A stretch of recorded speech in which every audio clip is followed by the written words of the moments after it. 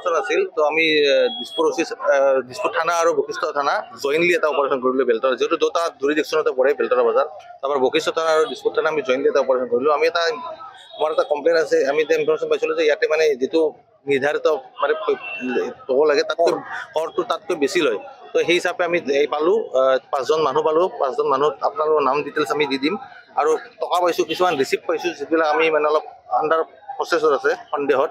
তো এইখিনি এতিয়া এক্সপাৰ্ট তদন্ত কৰিম আমি আমাৰ বশিষ্ঠ থানাৰ পৰা এখন এফআইআৰ দিছপুৰ থানাত তদন্ত কৰিব আৰু যিহেতু আমাৰ জইনলি অপাৰেশ্যন হয় বেলতৰা বজাৰখন আমাৰ বশিষ্ঠৰো দিছপুৰ থানাই জইনলি কৰিছে মানে যিকেইজন লোক আপোনালোকে গ্ৰেপ্তাৰ হ'ব এইটো এক্সপাৰ্ট লোৱা হ'ব এতিয়া আমি এটা এফআইআৰ দিম আৰু দিছপুৰ থানাত কেছ এটা ৰেজিষ্টাৰ হ'ব তেনেকৈ এক্সপাৰ্ট লোৱা যিখিনি হ'ব কৰিব আৰু কিমানমান টকা জব্দ কৰা হৈছে আৰু কি কি জব্দ কৰিছে এইটো 1 লাখৰ ওপৰত টকা আছে মোবাইল ফোন আছে কিছুমান ৰিচিপ্ট আছে আৰু এতিয়া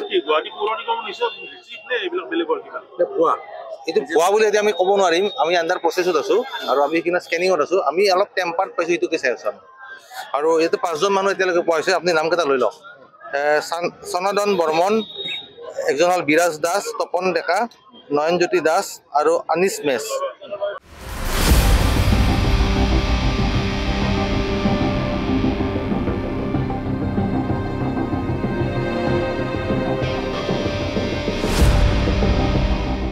এটা ইনফৰমেশ্যন আছিল তো আমি দিছপুৰ থানা আৰু বশিষ্ঠ থানা জইনলি এটা অপাৰেশ্যন কৰিলোঁ বেলতৰা যিহেতু দুটা জুৰিডিকশ্যনতে পৰে বেলতৰা বজাৰ তাৰপৰা বশিষ্ঠ থানা আৰু দিছপুৰ থানা আমি জইনলি এটা অপাৰেশ্যন কৰিলোঁ আমাৰ এটা কমপ্লেইন আছে আমি এটা ইনফৰমেশ্যন পাইছিলোঁ যে ইয়াতে মানে যিটো নিৰ্ধাৰিত মানে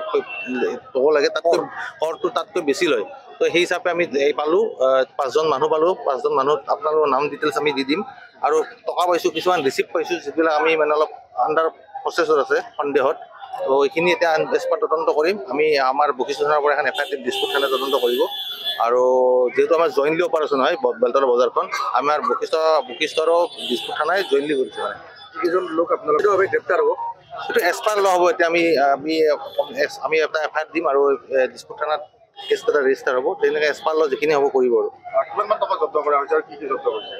এইটো 1 লাখৰ ওপৰত টকা আছে মোবাইল ফোন আছে কিছুমান ৰিচিপ্ট আছে আৰু এতিয়া এইটো ভুৱা বুলি এতিয়া আমি ক'ব নোৱাৰিম আমি আণ্ডাৰ প্ৰচেছত আছোঁ আৰু আমি সেইখিনি স্কেনিঙত আছোঁ আমি অলপ টেম্পাৰ্ড পাইছোঁ এইটোকে চাই আছোঁ আৰু ইয়াতে 5জন মানুহ এতিয়ালৈকে পোৱা হৈছে আপুনি নামকেইটা লৈ লওক সনাতন বৰ্মন একজন হ'ল বিৰাজ দাস তপন ডেকা নয়নজ্যোতি দাস আৰু আনিছ মেছ